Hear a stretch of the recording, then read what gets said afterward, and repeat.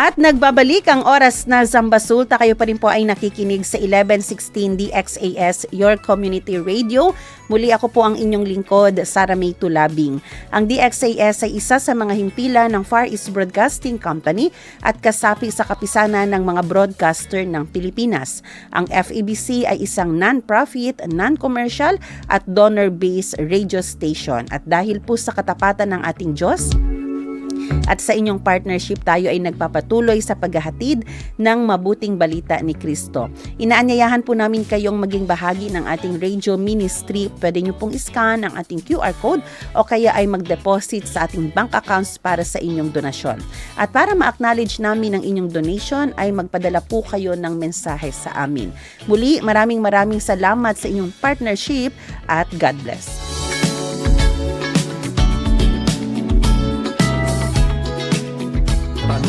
Ngayon. Para sa ating tanong ngayon, dahil pag-uusapan nga natin ang tungkol sa kalusugan ng mga kalalakihan, sa ating mga tagapakinig, kung may isang payo po kayo para sa ating mga kalalakihan tungkol nga sa kanilang kalusugan, ano po ito? Ano pong inyong mapapayo? I-text po ang inyong sagot sa 0916-296-6625 o kaya ay mag-comment sa ating FB page ang 1116 DXAS, your community radio. Ayan, again, kung kayo po ay may kakilala, syempre may tatay, may kapatid, or sa inyong partner, ano po ang inyong mapapayo sa kanila tungkol sa kanilang kalusugan? Yan, babasahin po namin ang inyong mga sagot, kaya ipadala po ito sa mga numero na ating binanggit kanina at sa ating official Facebook page.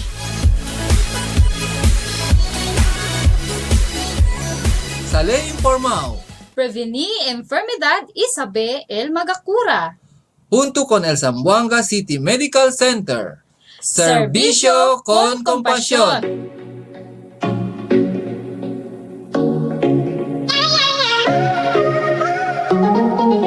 Ngayong araw ng Miyerkules, narito po tayo muli sa ating segment Serbisyo con Compasyon junto con el Zamboanga City Medical Center, kung saan pinag-uusapan po natin dito every Wednesday ang tungkol sa ating kalusugan at mga iba't ibang sakit para naman malaman natin ano ang mga prevention, ano ang cure na pwedeng gawin dito. At ngayong umaga, pag-uusapan nga natin, kung last week ata, 2 weeks ago siguro, napag-usapan natin ang tungkol sa kalusugan ng kababaihan. This time, sa kalalakihan naman, tungkol po ito sa prostate cancer awareness. Sabi nga dito, ang tema natin, real men, mga totoong kalalakihan ay nagpapa-check up, get check. So, ang ating magiging guest po ngayon, from ZCMC, isang urologist at surgeon, Dr. Alwiz Rin Jupli. Doc, good morning. Welcome po sa ating programa.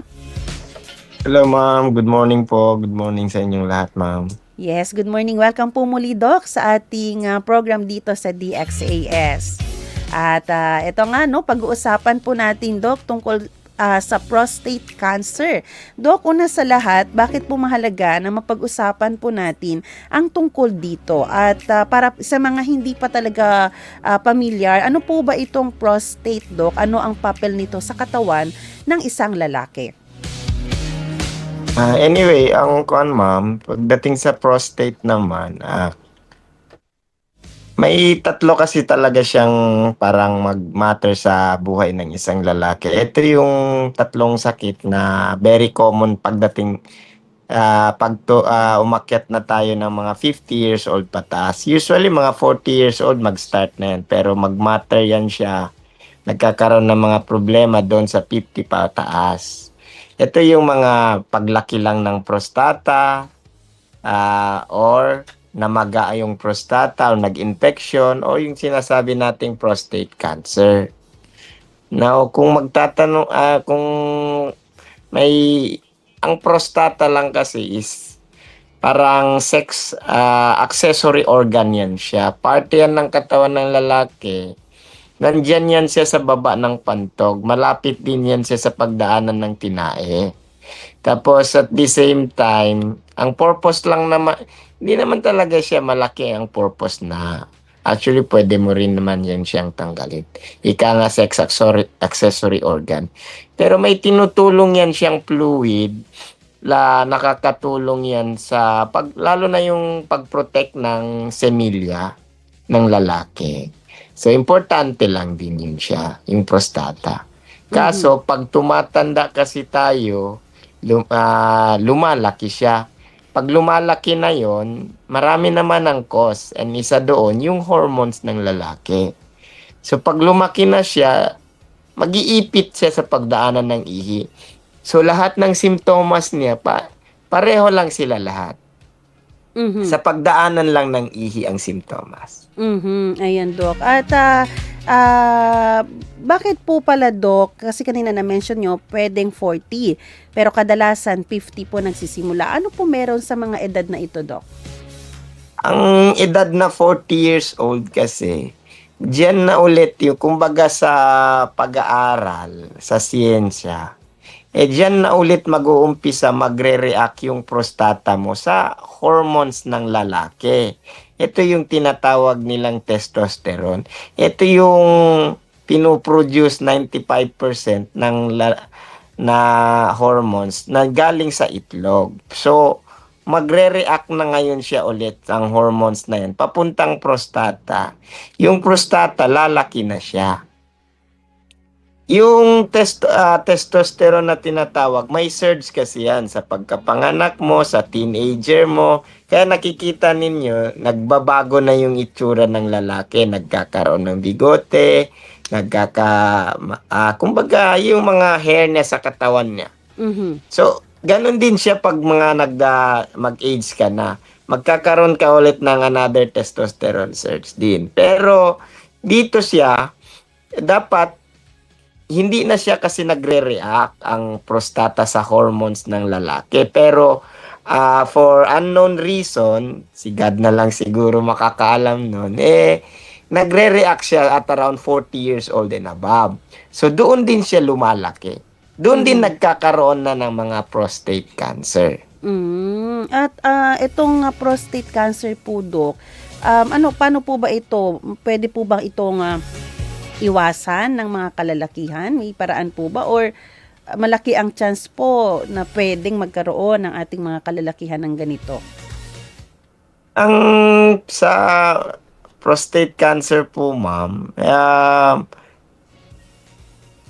may mga hindi naman siya sa paraan talaga na kasi pa din po yan. Kung baga, as you grow old, habang tumatanda ang lalaki kasi, mas lumalaki ang chance niya na magkakaroon ng prostate cancer. Pero nagmamatter lang po yung pag-imbestiga ng prostate cancer or yung paggamot sa prostate cancer around nandoon sa 50 to 69 years old. Hindi na namin ginagalaw yung mga 70 years old and above or most of the pag-aaral, hindi na rin pinapagalaw kung mga 70 years old and above. Kasi, kung baga sa pag-aaral, ang prostate cancer ay isa sa pinaka matagal kumalat. Before yan siya magkalat, aabot ka pa ng mga 10 to 15 years, mga ganon. So, kung nagkaroon ka ng mga prostate cancer ng around 50 years old, kaya yan siya medyo importante. Kung 50, pag-abot niya ng 60, bata pa yun. So, kailangan, pag na-detect namin ng 50, may ginagawa kami talaga. Pero kung na-detect mo naman siya around mga 77 years old, hindi na rin beneficial na operahan mo or bigyan mo ng mga kung ano-anong radiotherapy, chemotherapy dyan. Baka in the end, imbis na ang tinatawag nila na imbis na ikaganda, ikasama pa. Kasi may side effect or harmful effect ang mga treatment. So baka naman tinatawag din nila yung hindi naman daw mag-matter sa buhay ng tao. Marami kasing may prostate cancer pero pangit man siya pakinggan pero hindi naman talaga sila mamamatay sa prostate cancer. Kung mga 80 years old na siya nagkaroon ng prostate cancer, hindi na rin yun ginagalaw. Kasi most likely, it won't change yung life expectancy ng tao. Kung 90 siya, 90 siya. Mhm. Baka pag ginalaw mo, imbis na ikaganda, Mm-mm. yun pang maging problema. And by studies yun, kaya hindi siya hindi na ginagawa talaga. Kasi dati, ginagalaw mga 80 years old, 70 plus, na find out nila wala namang benefit Mhm. na maging aggressive pa yung doktor. Pero kung mga 50 years old pa, 55, 60, iyon may maganda pa siyang galawin. Ah. Kung baga ang kwan baka sabihin natin 75 tapos pagka mga 76, 77 kung baga may pwede naman siya madali most of the time sa ibang sakit. Mhm. Yun yung kwan doon. At the same time,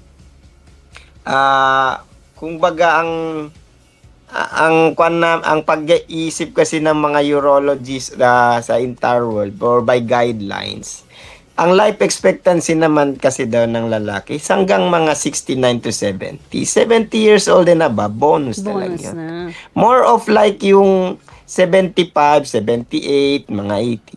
Ang gusto mo lang sa kanila is quality of life. Mhm. Whether may prostate cancer siya or wala, basta maayos siya mag-ihi, hindi siya nakakateter, yung mga ganong bagay. Mm-mm. Pero So, iba naman kapag mga 60 years old. opo, kaya baka ang iniisip ko baka isipin po ng mga kalalakihan ngayon na na-discover nila around 50 sila ay wala namang palang magbabago. Paano po ba yun, Doc? Wala namang Pag magbabago. 50 years old ka, most likely magiging grabe yung prostate cancer mo at around mga 58, 60 years old. So, para sa amin, ang 58, 60 years old, bata pa po yun. Mhm. But Okay. ang pag-imbestiga naman kasi ng prostate cancer, like like all guidelines, it's a shared decision making. Ito lang yung cancer na tatanungin mo muna yung tao. Gusto mo bang imbestigahan natin ang prostate mo kung meron kang cancer o wala? Mhm. Kung sabihin niya, ayaw ko, wala tayong magagawa. Hindi naman kasi siya yung parang sabihin natin parang mga lung cancer. Mhm. Mhm. Ay talagang mahirap ka talaga pag nagkaroon ka ng lung cancer, sabihin natin, well, hindi man ako ang kwan dyan, pero within a year magkakaproblema ka. Mhm. Mhm. Iyon naman. Hindi siya ganon. Ang sa amin naman, ang prostate naman, if may prostate cancer ka, sabihin natin at around nagkaroon ka ng prostate cancer 65 years old, pero yung prostate cancer mo na nandyan na yan, mga 55 ka pa lang. Mhm. Kung sana sa 55 years old, tinanggal namin or naayos na namin yon, by around 65, wala ka pa ring worries. Oo, quality of life meron.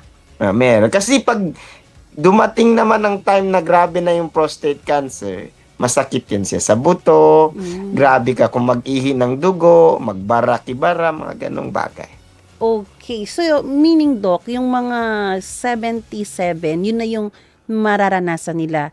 Yung bara, yung may dugo, yun po ba, Hindi Doc? naman all that time, ma'am. Okay. Kasi, like for example, meron siyang 70 years old, nagkaroon ka ng prostate cancer. So, ang ginagawa namin, binibigay namin yung options. Gusto ba niya magpa-opera? Gusto ba niya yung tinatawag na radiotherapy? Or gusto niya yung tinatawag na hormonal therapy? Mhm. Ibig sabihin, nagpapa-inject lang. Ang purpose naman ng injection na yon is to delay the progress lang. Patagalin mo lang. Mhm. So, by that time na hindi naman sa pagbibiro, pero I think naman wala mang magrereklamo na tao na umabot lang siya ng 90 years old. Yes. Ako nga, hindi ko na iniisip, aabot ako sa ganyan. Medyo Parang matanda. ganon lang Pagod siya. na yung Kasi, basta maayos lang, hindi nakakateter yung tao. Mm-mm. Pero pag mga 55, 60, aggressive yung doktor mo, sasabihin na gusto niyo po ba? Mhm. Imbestigahan talaga namin kung gusto nila. Ayun. At again, Doc, ano nga po ang mga senyales po o sintomas po nito na dapat bantayan ng mga kalalakihan? Most of the time, yung pupunta sila sa amin, complaining yung sa pag-ihi nila. So mag-ihi sila gabi-gabi para lang din yan siyang lumaki yung prostata. Nag-iipit kasi din siya sa pagdaanan ng ihi. So ang simptomas niya, gabi-gabi mag-ihi, palagi mag-ihi, feeling niya after niya mag-ihi, parang napay mabilin sa sulod ba? Or may naiiwan Opo. pa. So minsan nagapuwersa sila mag-ihi, minsan naman matagal mag-umpisa mag-ihi or matagal matapos. Yung parang ang lalaki may hinihintay siyang anak ng ihi, ganyan. Minsan ganon. Pero most of the time wala silang mararamdaman. Yung tinatawag nilang asymptomatic. Kaya doon pumapasok yung screening. Kasi wala naman talagang mararamdaman. By the time na may naramdaman na sila, nandun na sa mga late stage na din. So, kailan po sila dapat magpa-check up, Doc?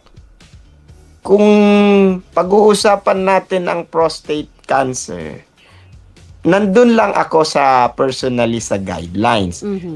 Kung prostate cancer interested ka, kapag 50 years old ka na to 69 years old, ayaw naman namin yung masyadong bata. For the reason naman ang guidelines, ayaw natin yung tao maparanoid. Ayaw din naman natin yung masyadong matanda na. Kasi ayaw naman namin yung na-diagnose ka na may prostate cancer, i-radiotherapy kita, operahan kita lahat-lahat. Tapos in the end, hindi naman siya nadali doon. Magkakaproblema lang siya sa treatment. Or pangit man ito pakinggan, well, ayaw naman namin na, madali yung tao due to side effect ng or over-treatment. Yun pala, may tinatawag kasing term na clinically insignificant prostate cancer. Ibig sabihin naman nun, yung parang hindi naman talaga, may prostate cancer siya, pero hindi mag-change yun sa life expectancy Hindi niya. dangerous, parang ganun, Doc? Parang ganun na rin siya. Kasi, iba kasi pag lung cancer. Right? For example, lung cancer. Pag yan timama sa'yo, talagang wala namang taong okay yung buhay or maayos. Kasi mapapagod yung paghinga mo eh. Iba naman sa prostate. Okay. Kasi pag-ihi mo yon, gagawan lang namin ng paraan para makalabas ang ihi. So, iba naman pag mga 70 plus. Kasi hindi na rin kaya nila yung mga treatment kasi medyo mababa na rin ang immune system nila.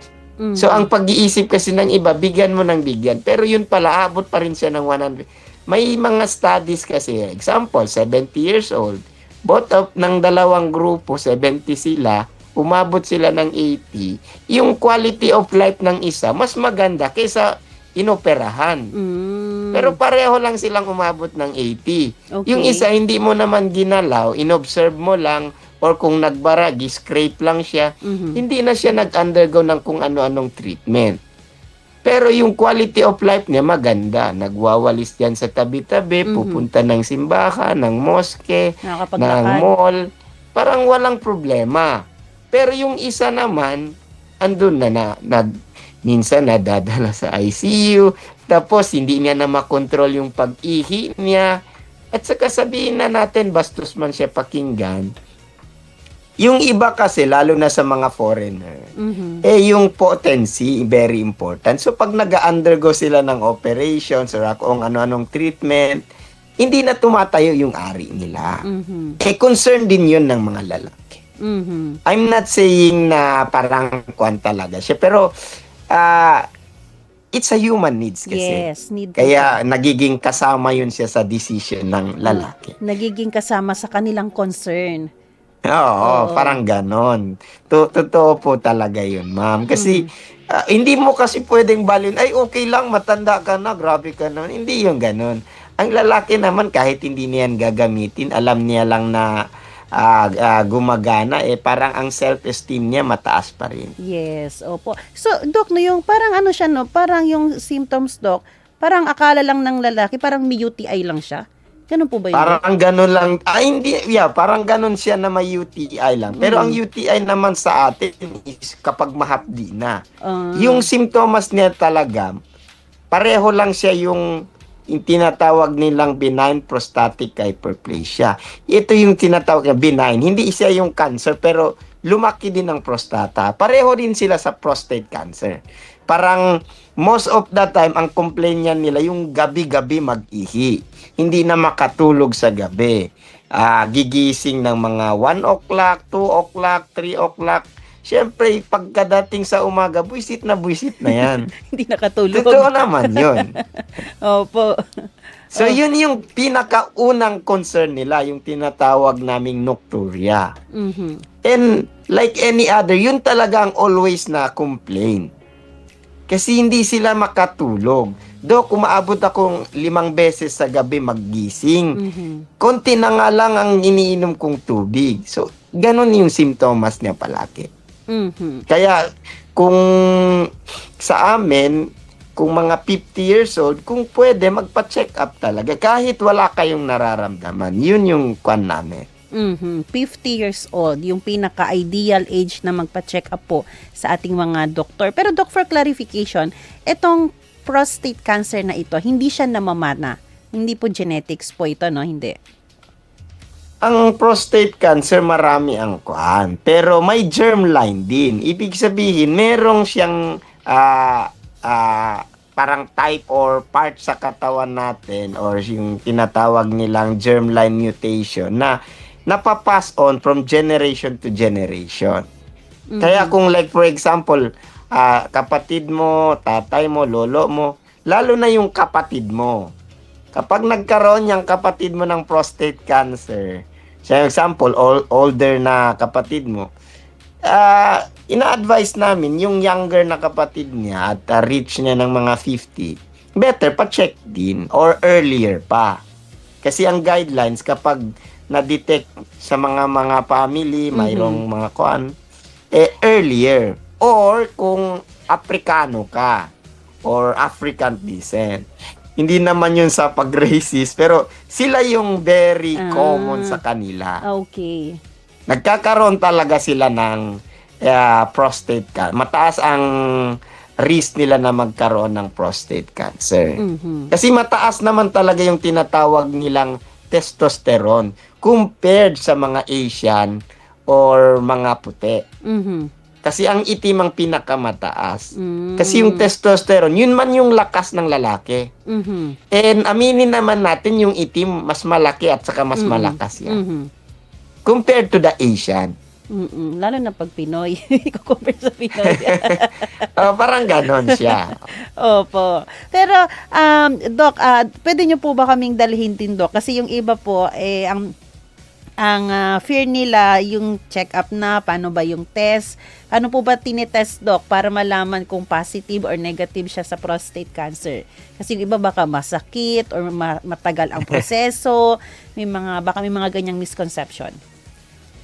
Ang pagkukuan naman pagdating sa ganyan, ma'am, pag na-explain na namin lahat, yung usually ang ginagawa lang naman namin is prostate exam namin, kinakapa namin ng prostata.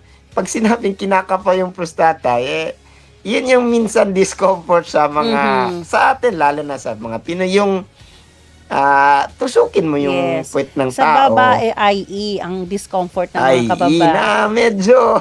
Opo. Pero yun, isa lang yun. Pero nowadays kasi, kahit hindi mo naman gawin yun.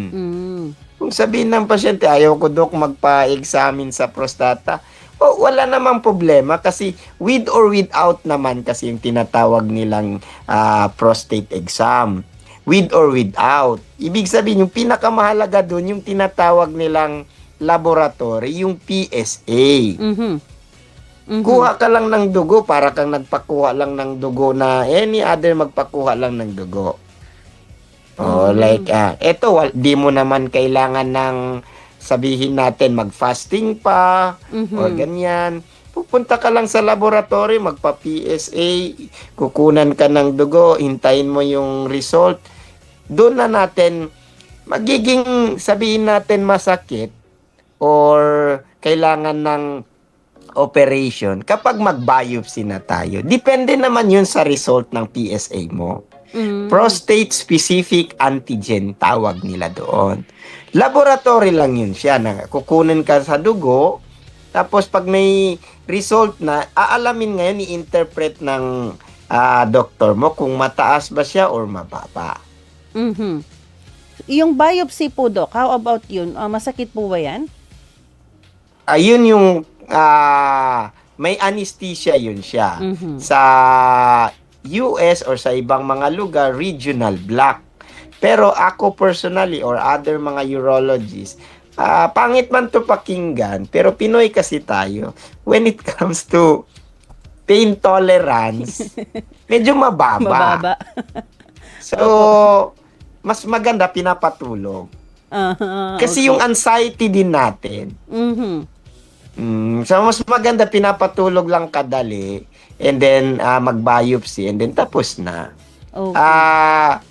Dito lang, yun nga lang, dito sa Zamboanga, wala kasi siyang parang facility na treatment room talaga. Pero pinapasok namin sa operating room na lang. Biopsy, then uwi na. Okay. Monitor lang for about 2 to 3 hours and then uwi. Pero sa iba kasi parang like for example sa mga Davao, sa NKTI or ibang lugar dito sa Pilipinas, meron talagang treatment room ang ospital naka-design. Yun naman ang program namin na gagawin namin later on. Pero kulang pa sa mga tao pa ngayon. Mhm. Pero papasok lang yan and then ibabiopsy lang and then monitor mo lang for about mga 2 to 3 hours. Kung wala namang problema, pwede nang mag-uwi. Okay. I-expect mo lang minsan mag-ihi ka ng dugo, minsan may konting sakit, pero may gamot naman po. Mhm. So, if mag-positive po, no, wag naman sana, pero if ever mag-positive, ano po yung mga first, second, third option po ng treatment sa kanila? Like I said kanina, ma'am, sinabi ko na kung medyo depende na yon sa kumbaga sa age ng tao. Mm-mm. Kung like for example, perfect siya for yung prostate cancer screening, nandun siya. Sabihin natin 55 years old. Mhm. So, if it turns out na lumabas talaga siya, ma'am, na prostate cancer, depende na yon sa parang kalalabasan ng pero sabihin natin ang option dyan is number 1, sabihin natin opera. Tatanggalin talaga ang prostata niya tsaka yung mga kulani doon. Yun nga lang, may side effect naman siya na parang double jeopardy naman ng opera. Other than sabihin natin pwede magka-infection, pwede maging madugo. Kasi isa yan sa pinakamahirap na procedure kasi andun siya sa loob. Talaga, andun siya sa baba ng buto pa ng pelvic organ ng isang lalaki. So, pero sabihin natin, other than madugo, pwede mag-infection. Ang pinaka-common kasi na ayaw nila is yung dalawang side effect na ito. Yung hindi niya makontrol ang pag-ihi niya for about 6 months to 1 year or even kahit ilang years na. Number 1 yun. Parang sasabihin niya, yun yung sinasabi ko na hindi rin maganda ang quality of life. Ikaw na pupunta ka ng simbahan naka-diaper. Pupunta ka ng naka-diaper. Yung mga mall or gathering na naka-diaper ka ganyan. Kasi minsan nagli-leak na eh. So ayaw mo ng ganon. So nai-istorbo yung buhay mo din. And yung tinatawag natin na erectile dysfunction. Yung possibility na hindi na magtayo. Which is, ayaw din ng iba. Kaya pumupunta din sila sa other options. Wala pong sinabi ang book na best options. Depende na yon sa pasyente. Yung isang options naman, pwede rin ng radiotherapy. So, ang radiotherapy naman, parang sabihin natin, susunugin talaga yung prostate mo. Yung mga cancer cell na yun, kasama na rin ng kwan.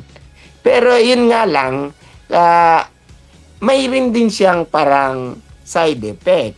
Yung iba, after ilang months or ilang years, mag-iihi ng dugo. Hindi yun tumitigil basta-basta. And hindi yun biro. Mauubusan ka ng dugo. Dok, 5 years ago naman ako nag-radiotherapy. Matagal na yun masyado. Bakit ngayon lang? May risk ka na mag-iihi ka ng dugo for about 15 to 20 years. Iyon ang kinukuha natin. Other than that, mag-radiotherapy ka nga, pero magugulat ka, Dok, bakit nabutas yung tinai ko? Mhm. Yung mga ganon, pwede rin po yun mangyari. Mhm. And yung another options naman, yung tinatawag nilang brachytherapy, parang ganon din siya sa radiotherapy. Pero or yung iba naman, yung hormonal therapy.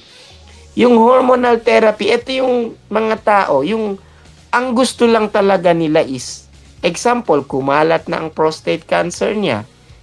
Dok, hindi na siya pwedeng operahan. Hindi na rin maganda yung radiotherapy sa kanya.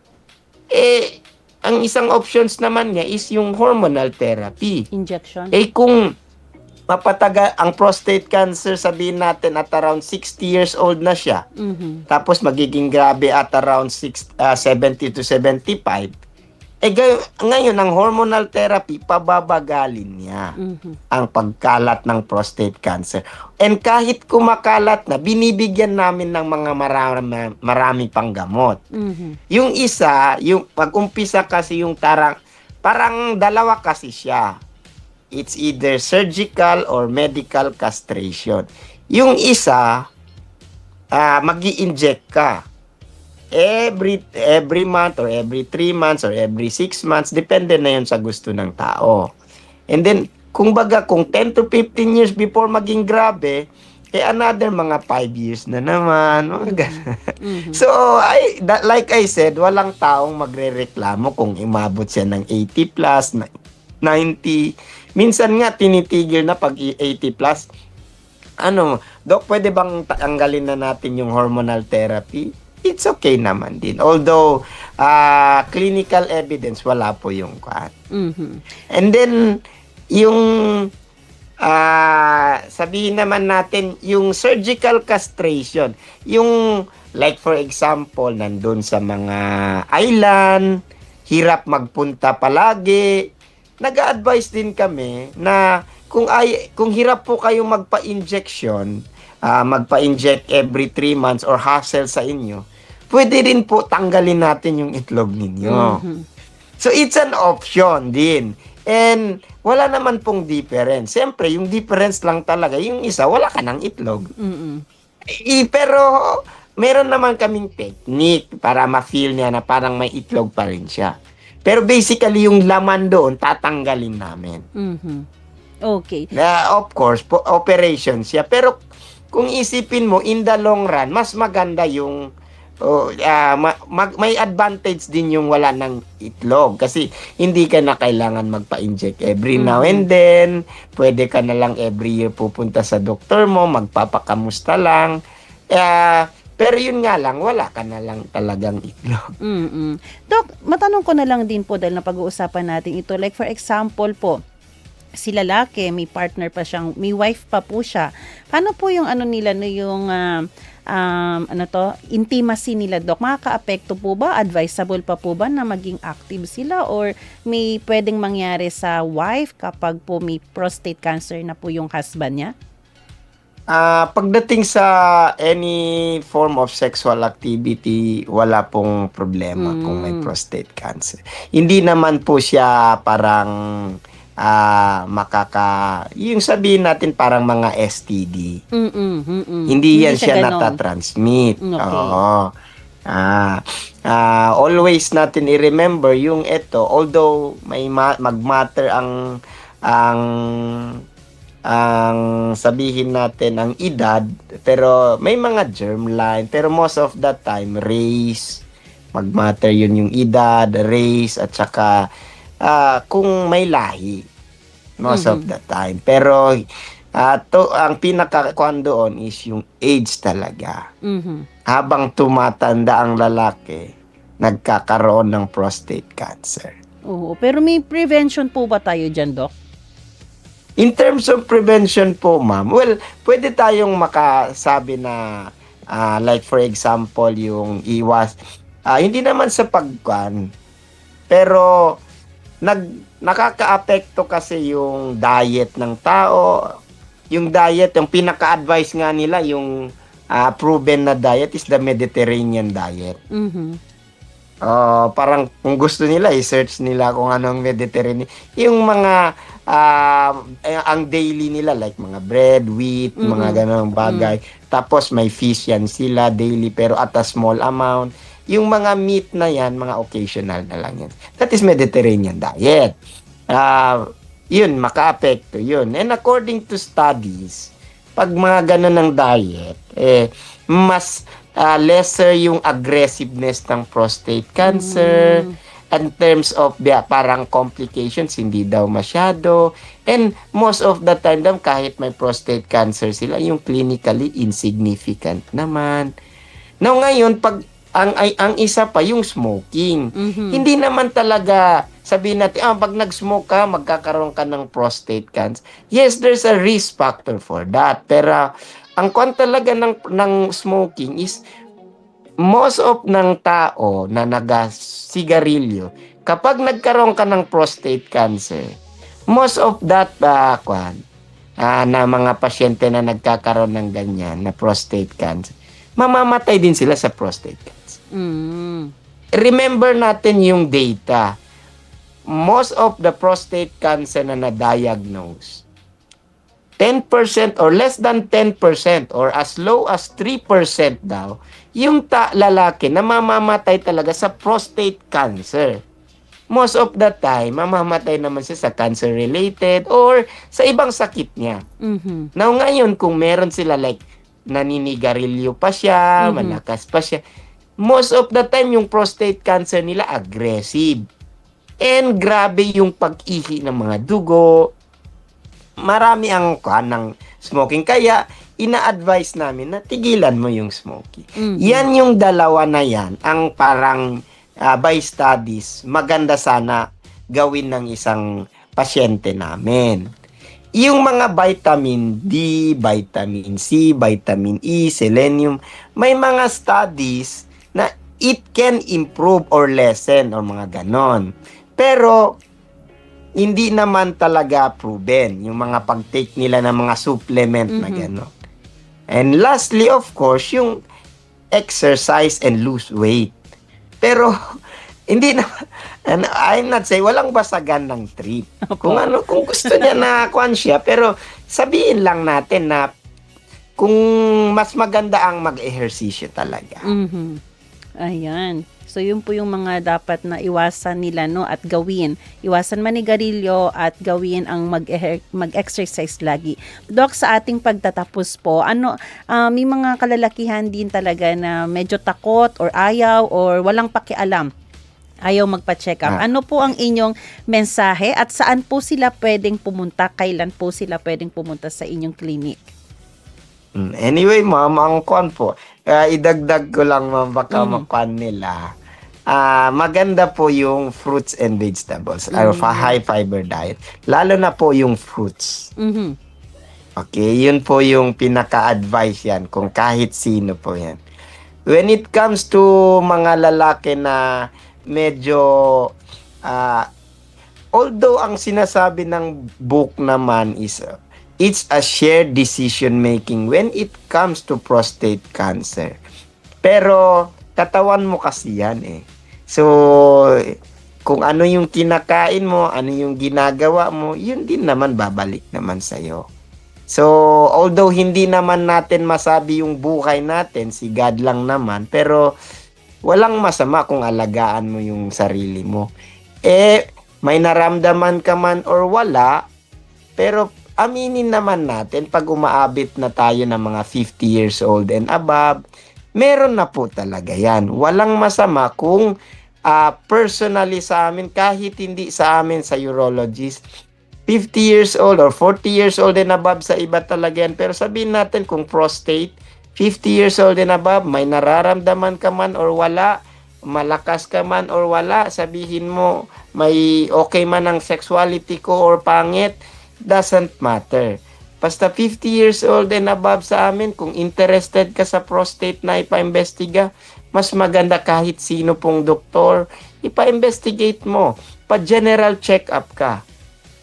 At least, doon na papasok yung laboratory. Kung may mga findings yun, doon na rin yan sila nag-inform ang mga ibang doktor, nasasabi sa amin, pumupunta, nire-refer sa amin sa clinic namin.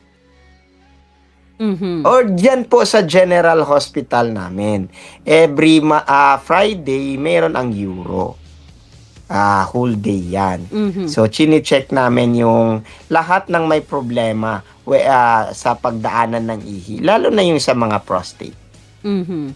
Ayan. So, yan po yan po ang payo po sa Every inyo. Friday po yan. Every Hindi naman Friday. po yan. Whole day po, Doc. Apo. Oh, bakit Friday lang din po, Doc? Ma'am? Bakit Friday lang din po ang ano natin? Hindi po, ang clinic naman nako, meron naman ako sa iba. Okay. Lang ba yun sa Oo. Pero yung sa amin sa general, kasi sa Monday, ang sa neurologist, Okay. neurosurgeon, sa mga breast na cancer, sa mga leeg, may scheduled na nakuha. So, pagdating naman sa Friday, ito yung pagdaanan lahat ng ihi. Okay. Whether kidney stone, sakit sa bato, sa prostata, sa pantog, mga pag-ihi ng dugo, mga ganyan, chine-check po namin yan doon. Mhm. At kung gusto nyo si Doc mapuntahan sa ibang ospital, pwede nyong kontakin si Doc. I-meet nyo siya sa ZCMC at Doc. Oo pa.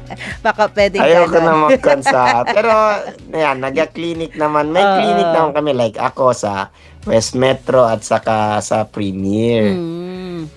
Pero, Yes, depende sa ating mga pasyente. Pero Doc, Apo. sa ZCMC kompleto tayo, no? kompleto po tayo, Kompleto. ma'am. Ayan. Kahit yung operation po, nagagawa namin. Ayun. 8:30 ng umaga po ang ating oras. Maraming salamat sa ating naging Sige guest po, ma'am. ngayon. Doc, maraming salamat sa inyong enlightenment, education sa amin, and hopefully sa ating mga kalalakihan, huwag po kayong matakot magpa-check up. Maganda pa rin po, no? Na tayo po ay magkonsulta sa ating mga doktor, lalo na po kung nasa edad na kayo na 50. Kahit 70 pwede naman, para may peace lang kayo sa inyong heart. At importante, Yes po, ma'am. yes, ang ating family mga nanay natin, sa mga asawa, yung mental at yung support sa ating partner ay maibigay po natin. Halimbawa lamang sila po ay may ganitong klaseng sakit. But hoping and praying na sana naman, no, wala naman. So Doc, maraming salamat po sa inyong oras at panahon. Again, nakasama Thank you po, Ma'am Sarah. Yes, nakasama Thank you. po natin from ZCMC Urologist Surgeon Dr. Alwids Rin Jupli. Maraming salamat din sa ating mga tagapakinig sa radyo at Facebook, sa ating technician Kuya Rolando Alfonso. Susunod na po ang programang Serbisyong OFW, Family Matters at Radyo Sinkauman. Magkarinigan po tayo muli bukas dito alas 7 ng umaga. Ako po si Sara May Tulabing, nagpapaalalang posible ang pagbangon at pagbabago. Tayo po ay maging bahagi ng solusyon ngayon. Sama-sama tayong umaksyon dahil oras na Zamba Sulta.